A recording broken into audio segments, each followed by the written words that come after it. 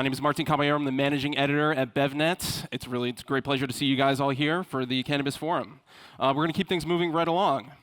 Now, on this journey we're all on into this brave new world of legal cannabis, it helps to have a guide, which is one of the reasons why we're excited to have Cy Scott with us today. As the co-founder of Leafly, he helped create a modern digital hub for the cannabis industry, connecting medical patients and adult use consumers with the latest news, reviews, research, and insights to help them navigate the evolving marketplace. And now, as the CEO of Headset, Cy is approaching cannabis from a different angle.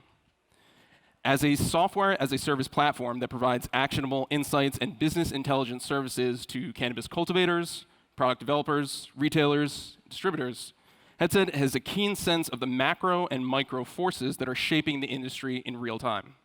Cy is here to help paint that picture for us, and provide an updated map charting the path cannabis has traveled so far and looking ahead to the next steps to come.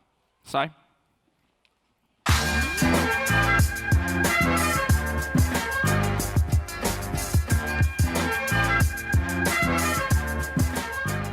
Good afternoon. Hope everyone had a nice break and had lots of coffee because I have a lot of data to walk everyone through. I will say that the slides will be available, so often there's a lot of opportunity to take photos of the slides, and feel free to do so. But if you want to get the full deck, happy to share through BevNet here. So as I get going, as Marty mentioned, I've been in the space for about 10 years now, and one of the things that I will highlight is that how exciting it is to be here at a conference like this. The cannabis industry 10 years ago was strictly medical at the time. Not a lot of brands being developed, let alone different formats. Most of the products that were sold was strictly flower, unlabeled. You'd kind of purchase it deli style out of jars. And now, in this world, we're seeing a lot of top brands coming to market, different formats, and I'm really excited to kind of talk through some of what we're seeing. And in my talk today, I really wanted to focus on beverage. I'll talk a little bit about edibles as well. There's always so much to cover, certainly, but I thought beverages would be pretty interesting for this audience. And so really there's this big multi-billion-dollar question of what exactly is working in the cannabis industry, and that's why Headset exists. It exists to help answer this question. Really, our mission was to give cannabis operators, or those that were looking to become cannabis operators, the kind of market data that they might need to make critical decisions about their business. And one of those decisions is, what format of product should I produce? What should that product, look like? The package size and potency and so on. And it's quite a bit of information. One thing that is unique to this space, or what I've heard said, is that in the cannabis industry, the only constant is change. New products are coming to market, new brands are coming to market, new markets are opening up, different legislation impacts product sales and so on. So really navigating that through the lens of data is critical.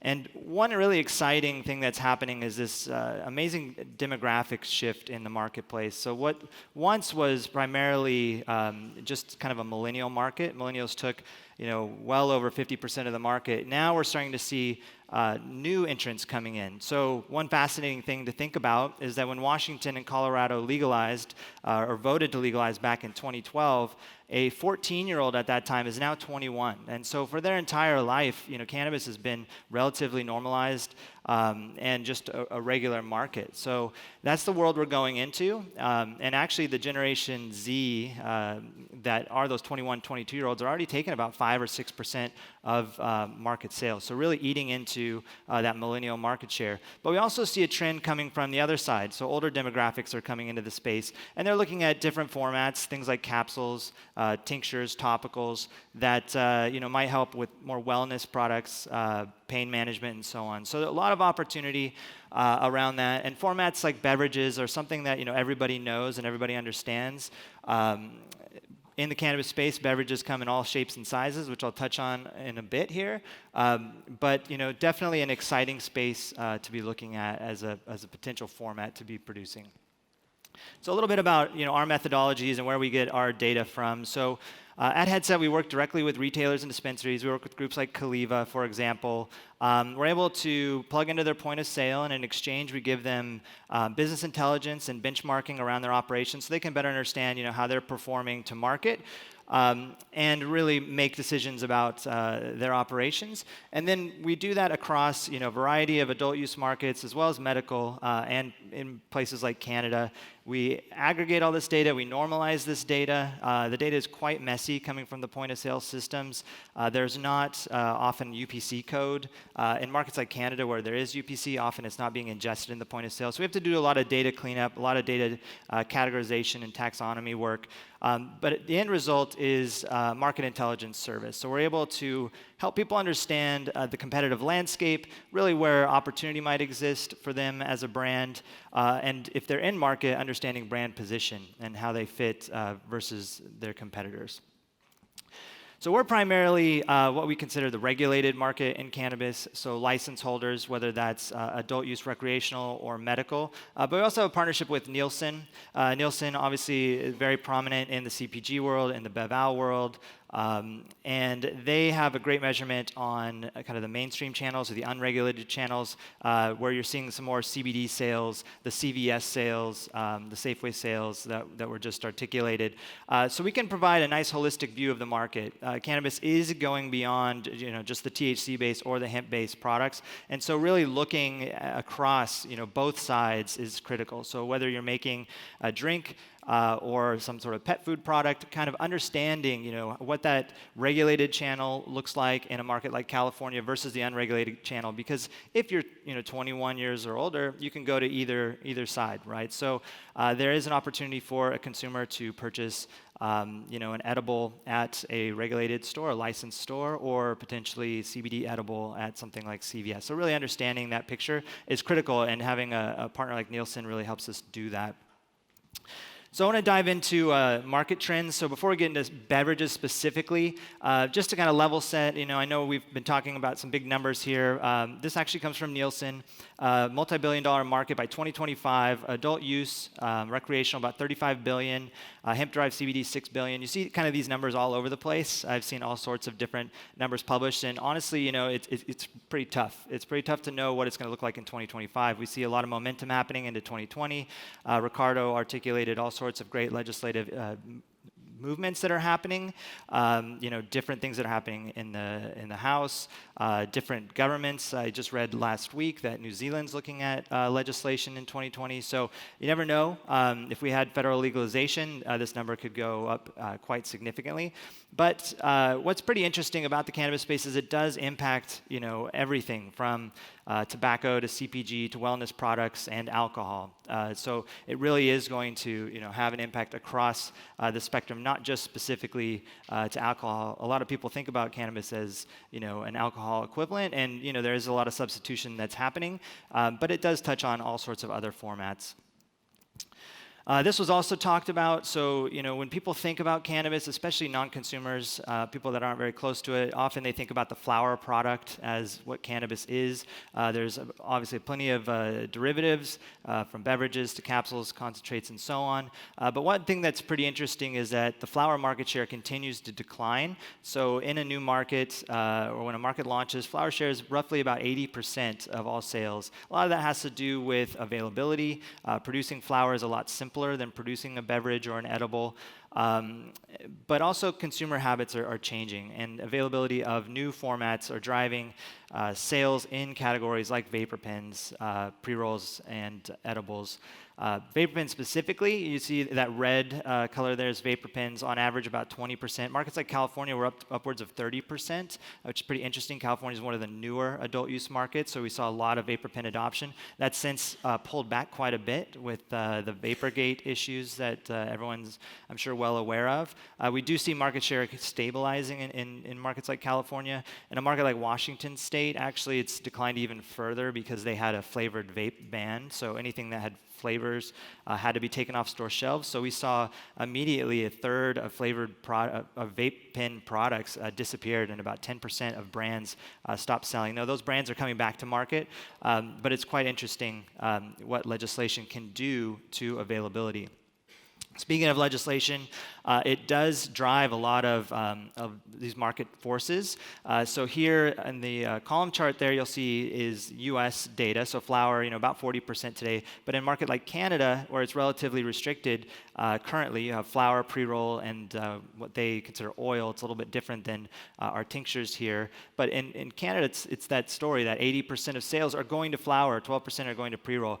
No sales are going to vapor pens. No sales are going to edibles currently because they're not permitted. That will be changing pretty soon here. We're actually going to see some products come to the store shelves, I believe, in January. The goal was to have them out in the market for December, but looks like January is going to be our time frame there. So you'll start to see it look more like the U.S.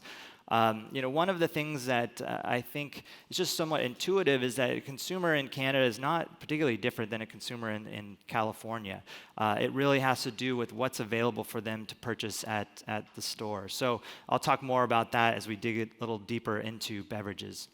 So speaking of beverages, one of the nice things that we're able to see at Headset is baskets. So we can see transactions coming from the retail the transactions coming from the sale at retail. So 2% of baskets contained at least one beverage. And what's interesting is when people purchase beverages, they're purchasing about 60% of non-beverage products with that beverage. So it's more of a trip passenger versus a trip driver. You don't see a lot of baskets that are solely beverage.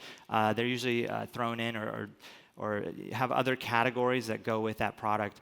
And what's interesting when you think about this is that if you were to be a beverage manufacturer in cannabis, you're not only competing with market share from things like BevAl, where a consumer might only have so much share of wallet or share of purse to spend, so maybe they are buying more cannabis and maybe less alcohol, but you're also competing with cannabis directly. So someone purchasing a beverage might also be looking at something like a vapor pen or a pre-roll as an alternative. So it's interesting when you think about kind of how to position your product and what that looks like. For the non-beverage baskets, it pretty much mirrors kind of the makeup of the category breakdown that we see currently. The adult use markets that we are publishing our market intelligence in, it's pretty interesting. California is about 3x the size of Colorado or Washington currently, yet it's still behind a bit on beverage sales. Again, a lot of this has to do with access and availability. It sounds like Caliva's beverage is coming to market soon. Hopefully we'll see those sales spike and California will really climb out here. But a lot of it is new formats or new companies coming to market. And given that California is a relatively new market, we're seeing more and more brands starting to come to market today. So I think if I was standing up here a year from now, you would see California sales much higher than Colorado and Washington. Again, really don't think that the consumer is that different here than somewhere like Colorado. It really has to do with access and availability and the different brands that are there. Nevada is a pretty small market. Nevada gets a lot of tourism, obviously, for places like Las Vegas. Average item price for Nevada is pretty high, but as you'll see in a second, Nevada sales actually go to lower priced products. The beverage market itself has grown in a revenue perspective. So looking at specifically Colorado, Nevada, and Washington, excluding California because we don't have data back in 2017 for California because the market didn't exist. You can see that it went from about $1.5 million in sales to about $3 million in sales. This is all pre-tax revenue, so this is taking tax off the table. There is a pretty hefty excise tax that goes into any cannabis sales, so that's not included in these numbers. So you're seeing double revenue growth. That dotted line across the top there is market share, which has grown a little bit, but relatively flat. When we look at market share for beverages from 2017 to 2019, it's still about a percentage of the market. And you contrast that with something like edibles, which are roughly 10 to 12%, depending on the state. It's still pretty small, but we expect it to continue to climb as new consumers come to market, new products are available. And just kind of aggregating often doesn't really tell you a great story. This market is very fragmented. California brands are very different than Colorado brands and Nevada brands. We are starting to see some cross-pollination across different markets. You're seeing brands that are developed in Nevada coming to California and vice versa, for example. But because of that, it does have a different market share as percentage of total retail sales, depending on what market you're looking at. So here in 2017, you can see roughly 1% across Nevada, about 0.8%. And then we move to 2018, and you're seeing some growth. California comes online, so not 1% yet for the first year of sales, about 0.5%. But Colorado climbing, Washington climbing, even Nevada climbing. And then in 2019, Nevada pulls back a little bit as far as market share. But the other markets continue to increase. So that's where you're seeing some of that contraction happening, is really being driven by Nevada itself. Market share of non-inhalable, so we kind of classify, in addition to flower, vapor pens, topicals, et cetera, we talk about non-inhalables versus inhalables. So the non-inhalables would be those tinctures, those topicals, edibles, and beverages. And what's interesting is that 2/3 of the basket, or sorry, non-inhalable baskets will go to edibles and beverages. When we look at beverages in this context, you can see that it looks a little bit better. In a market like Washington, 11% of the non-inhalable sales are going to beverages. So when you take flower off the table, you take vapor pen off the table, it's not as bad. It's not just a single percentage point. And the consumers, may be quite different. When we look at beverages at a deeper level, so diving into what makes up the beverage market, we start to segment it out. So the large blue color there is carbonated, followed by drops and mixes, iced tea, lemonade, fruit, mocktails, tea, coffee, and hot cocoa, and other. You'll see from Q1 2018 to Q3 2019, carbonated beverages, roughly 40 to 45% there, and kind of holding steady. I think the interesting part here is the mocktail growth. So you're seeing mocktails grow from virtually nothing to almost 7% as far as Q3 2019. So that's pretty interesting to watch. A lot of that's being driven by some brands that are coming to market in places like Nevada, but also California. And so to really dive into the fragmented market, again, it's one of the unique nuances of our space, is every market is slightly different, and it really does impact market share. So I wanted to kind of illustrate what beverages look like, and it's hard to do in a presentation like this to really get the breadth of coverage. But I think this is pretty interesting. If you just take a step back and you look at year-to-date sales for top products, so these are looking at top products in the markets that we're currently publishing our insights data. You can see in California we have the Lagunitas Hi-Fi hops, which we would consider a mocktail. Lagunitas, well-known brewery, really one of the first movers to kind of come from the traditional Bev-Al side and jump in, particularly in the U.S. here, producing a product. So that is the #1 seller in California right now. #1 seller in Colorado is Ripple, which is like a sugar type, not necessarily sugar, but like an additive that you can put into a drink. And so it's a very different product, but this is the best seller in Colorado. Ripple, as far as I know, is not available yet in a market like California, but it's interesting to imagine what would happen if a Ripple was to come to California, and how would that impact sales of something like Hi-Fi hops. You follow that up with Nevada and Washington. In Nevada, you have Dixie Elixir. Dixie started out in Colorado, but they are the best seller in Nevada at a SKU level currently.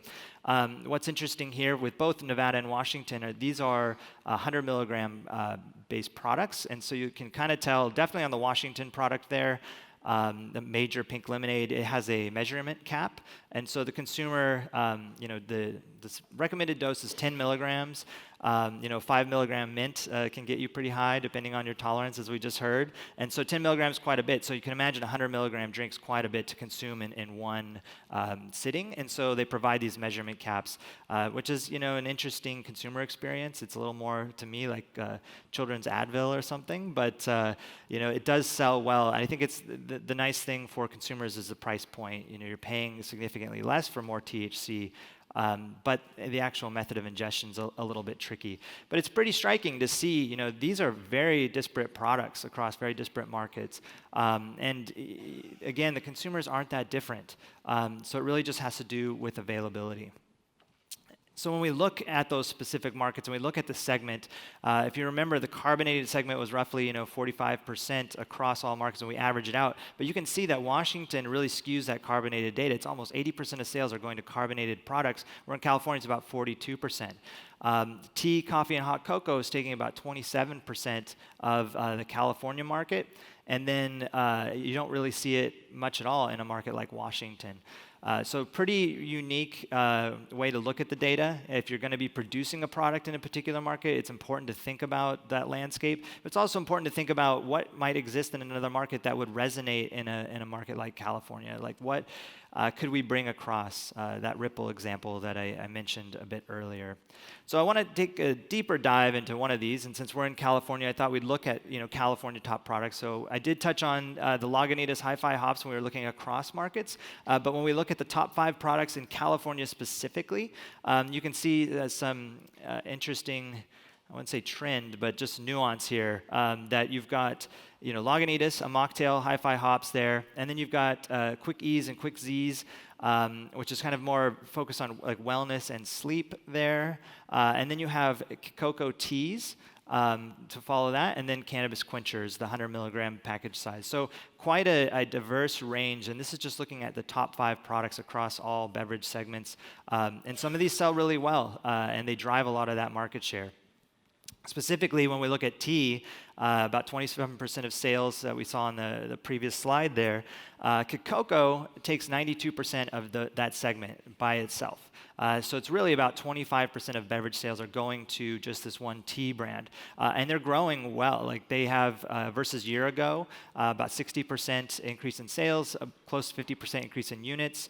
80% of their sales are going to their top 5 SKUs currently, and they've done about $3.6 million year to date. This was just run a couple weeks ago, so pretty recent data there. But pretty interesting to see how one brand, one product line can drive a whole segment. And there's a lot of opportunity to take this across to other markets and see what kind of impact this would have beyond California. When we look at tea sales specifically by time of day here and day of the week, you can see it might be kind of hard to see in the back there, but towards the right side you have Saturday and Sunday in those last 2 columns. And then it's sold by hour, so starting at 8 a.m., ending at 11 p.m. You can see it over-indexes on Saturday, and there's a lot of green kind of later in the day. So people that are purchasing these tea products are buying them a bit later. So you can kind of think about it as potentially something that they're looking to help, maybe have that high sensation. Maybe it's not less of a wellness product. We notice things like tinctures, capsules, topicals sold a little bit earlier in the day, where other products sold a bit later. So interesting to see how tea kind of indexes there a little bit later. And also, Friday is the most popular day to purchase cannabis, but tea's over-indexing on Saturday. So pretty interesting. If you are producing a tea product, it's good to look at this type of data to see when should you be marketing your product. A lot of marketing is limited in the cannabis space. The best way to do it, or one of the best ways I should say, is in-store displays where you set up in-store, you kind of introduce your product to new consumers. So I'd look at like a Saturday potentially for doing that if you were to produce a tea sale. Our partner Nielsen also, again, measuring the unregulated market, looking at CBD. So they worked with their home scan panel, ran a survey, and they asked the question, thinking about the next 12 months, which of the following types of products, if any, would you use if there were options available made with the CBD dominant ingredient? And what's fascinating is, this was nationwide, again, because CBD has a bit more access. You're not limited to those regulated markets. Cold tea and actually hot tea were number 1 and number 2. So that kind of parallels with what we're seeing happening in California with the cocoa brand, but there's also lots of options below that. The asterisk identifies where you can't put CBD into beer currently or spirits liqueurs, but there is interest there from a consumer perspective. And then breaking that down even further, you can see that across number 1 across all age groups, cold tea really was that number 1 driver for CBD-based products, followed by hot tea, and then a variety of products below that as well. So pretty interesting to see kind of that trend, or what people think that they would purchase if it were to be available. Also, when we look at flavors, again, driven by product availability, a market like Colorado, we actually have what we consider flavorless, which is the Ripple product, driving almost 40% of sales there, where flavorless doesn't exist in any of the other markets just because Ripple isn't represented there quite yet.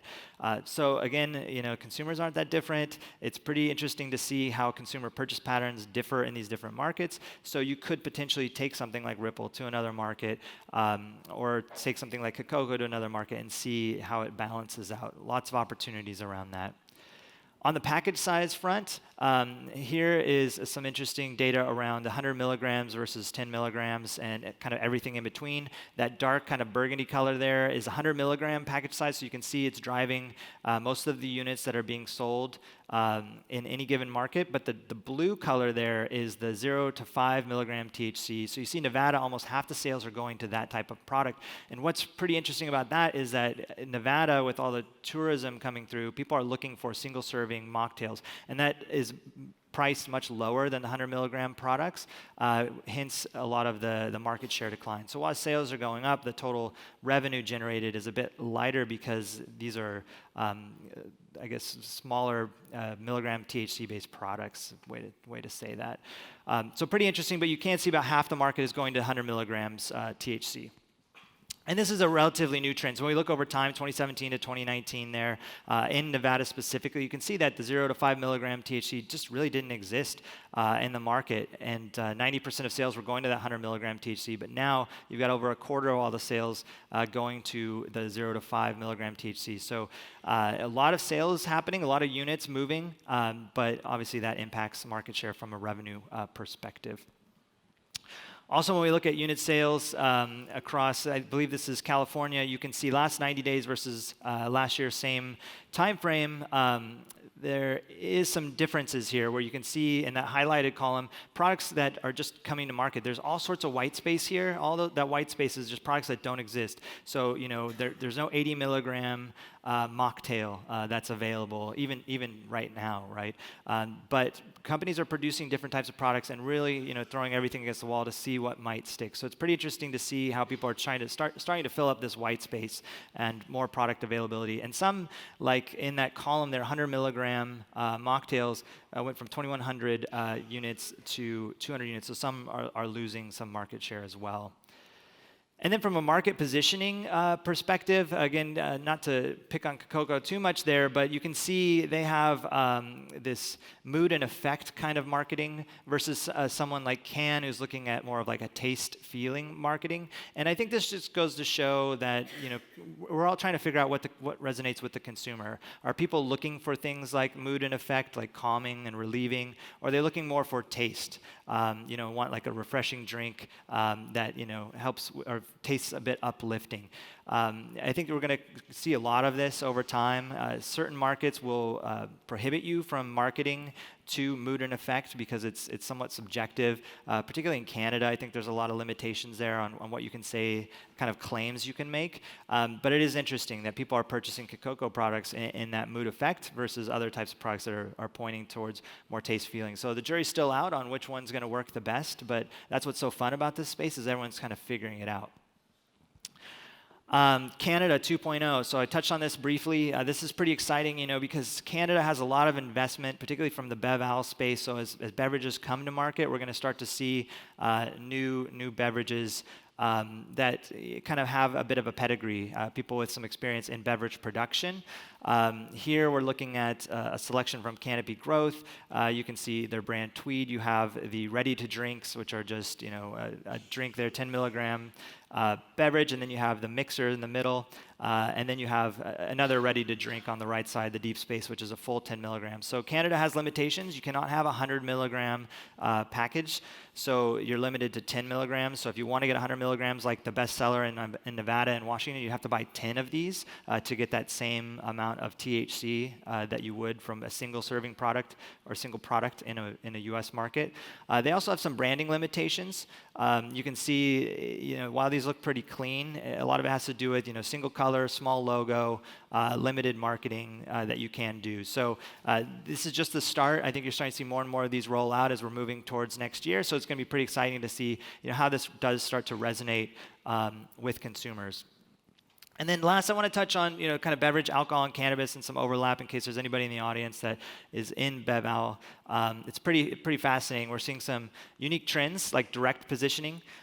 You might have recognized a number of these brands. On the left side there is Tinley, which is a cannabis company in California, and I just put it next to this Cayman Jack, which is an alcohol company, so BevAl. But you can see very similar, right? So if you're a consumer coming to cannabis for the first time and you like bottled margaritas, you might want to go for Tinley because it looks very similar to something that you're used to seeing. Same thing with Seria. Well known that from the creator of Blue Moon, created Seria, has the Belgian-style white ale positioned directly against Blue Moon. It looks very similar, and now they've moved into like more of an IPA and actually branding it as an IPA, even though it's not. There's no alcohol content. It's just more potency of THC. So you're seeing some more direct positioning happening, which is pretty interesting. You're also starting to see some loose association. So here's another Canadian brand, this Quattro. You can see how it kind of looks very similar to like a White Claw as far as the branding. So a consumer that comes in doesn't really know. Maybe they purchase a lot of White Claw. They see this brand on the shelves. It looks and feels very similar. So you're starting to see more and more of this happening as more of a mainstream audience is coming to the regulated channel to purchase products. They're also positioning it against BevAl, specifically around some of these bullet points. The zero low calorie, even like a White Claw, I believe, has to have like 7 calories for the alcohol. So there's some low calorie, but with cannabis you can get to 0 calorie. They're saying no hangovers, which nobody loves a hangover. So cannabis is able to kind of lean into that. The social experience, they're trying to mirror that with some of their marketing in the cannabis side. So looking at more low dose products, so 2 milligram THC products, you can have a couple of them. In a social environment, you're not drinking 100 milligrams and falling asleep. So leaning more into that social experience. That is a known format. Beverages are comfortable and competitive as far as branding and positioning. So if you're ready to build a beverage brand in the cannabis space, just a few highlights on some of the stuff I covered there. So really look to other markets. So if you're in California, look at what's selling in a market like Colorado, in a market like Nevada, and see what you might be able to kind of mirror as far as form factor, flavor, package size, positioning, and so on. Stay in tune with those purchase patterns. Watch what consumers are coming to market. Are more older demographics coming in? Are they being the primary drivers of beverage sales, or is it coming from somewhere else? Alcohol and cannabis is competitive, so it's not just BevAl that you have to worry about if you're making a cannabis drink. You have to worry about the other formats of cannabis, the vapor pens, the pre-rolls that are going to be competing at the dispensary or at the retailer. Brand building and alternative segments. I didn't touch on this brand, but Arizona made a bit of a splash in Colorado, licensing their brand out, but also producing more than just iced teas. They're producing things like vapor pens. So they took their branding and they associated it with other form factors that are popular in cannabis. That's a pretty unique way to drive awareness. And then just watch out for new entrants. There's always change. There's always new companies coming to market, new products. So there's new competition right around the corner. So staying in tune with that is critical if you want to keep that market share. That's it. Thank you. I think we have time for a quick question. Sure. Yeah. Great. Really a lot of great information covered in that presentation. So I just wanted to follow up quickly on kind of that last slide. I mean, we talked a lot about different states sort of having different preferences, dosages, flavor, and stuff like that. If you're really starting off in this market, what are some of the first things that you need to consider? Should it be geography? Should it be marketing position? Should it be the dosage itself? What's kind of a good place to start? Yeah, I think if you're starting out, it's definitely geography. Like, where do you want to plant your flag? Do you want to start in California? Do you want to start a market like Washington? They're all very different. California has the largest amount of growth, has the most room for growth, I would say, as well. We're still seeing good growth in markets like Washington, like 15% year over year, which is solid. But in places like California, it's like doubling year over year as just more dispensaries and more retailers come online. So really, starting with market as far as opportunity, and then from there, looking at potentially other markets or white space in your existing market and seeing, what might you be able to produce that would fill some of that white space. Great. Sai, thank you so much for your time. It's really informative. Yeah, thanks again. So much.